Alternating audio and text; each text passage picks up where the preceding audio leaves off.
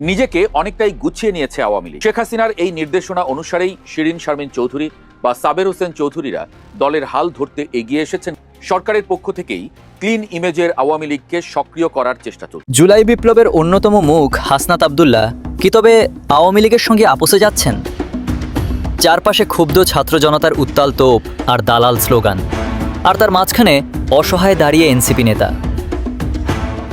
আওয়ামী লীগ সন্ত্রাসী দল নয়। আওয়ামী লীগ আগামীতে আওয়ামী লীগ হিসাবে ক্ষমতায় আসবে। আওয়ামী লীগকে সন্ত্রাসী দল কেউ বানাতে পারবে না, কথা পরিষ্কার বলতেছে। এটা বিএনপি পারবে না, বিএনপির ব্যাপারে ক্ষমতা হবে না আওয়ামী লীগকে সন্ত্রাসী দল।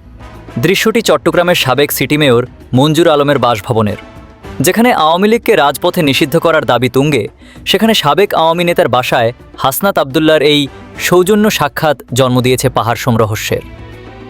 জুলাই যোদ্ধাদের প্রচণ্ড তোপের মুখে পরিস্থিতি এমন পর্যায়ে পৌঁছায় যে শেষ পর্যন্ত পুলিশ এসে তাকে উদ্ধার করতে হয়। রাজনৈতিক বিশ্লেষকরা এখন বড় প্রশ্ন তুলছেন, রাজপথে ও সোশ্যাল মিডিয়ায় যারা আওয়ামী বিরোধী হুঙ্কার ছাড়েন, গোপনে কেন তারা সেই দলেরই বাধা নেতাদের সাথে বৈঠক করছেন? এটি কি কোনো গোপন রাজনৈতিক সমঝোতা, নাকি এনসিপির বিশ্বাসযোগ্যতা হারানোর শুরু? নাহিদ ইসলাম কিংবা আসিফ মাহমুদদের ডাকে কি আর রাজপথে নামবে সাধারণ মানুষ? কোথাও আসবেন না।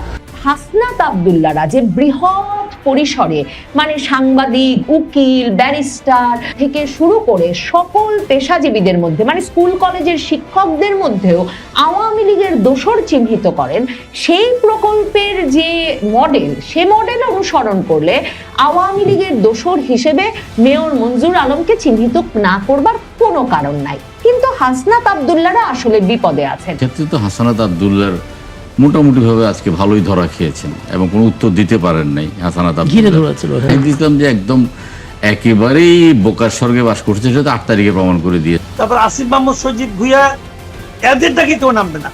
এই আসিফ মাহমুদ সজীব কি ছিল, তার আগের ছবিও দেখি, পরের ছবিও দেখি। এনসিপির ডাকে বাংলাদেশে আর কোনোদিন কোনো আন্দোলন হবে না, কারণ এনসিপি তার বিশ্বাসযোগ্যতা নষ্ট করে ফেলছে। আমরা তাদের জায়গা যাই, তার আন্দোলনের হুমকি দিচ্ছেন, এই হুমকি ধামকিতে তারা সীমাবদ্ধ থাকবে। তাদের হয়ে